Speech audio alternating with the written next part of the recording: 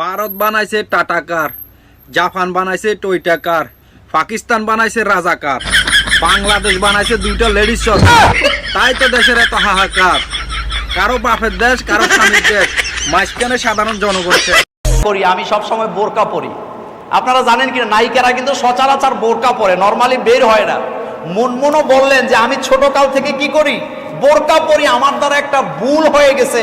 আর আমরা আলেমরাও মুনমুনকে আশ্বাস দিতে চাই, তোমার বইয়ের কিচ্ছু নাই। তুমি এতদিন যেই রাস্তায় ছিলা সেখান থেকে যদি ফেরত আসো, তিনটা শর্ত যদি পূরণ করো, আল্লাহ তোমার পেছনের সব গুনাহ মাফ করে দিবে।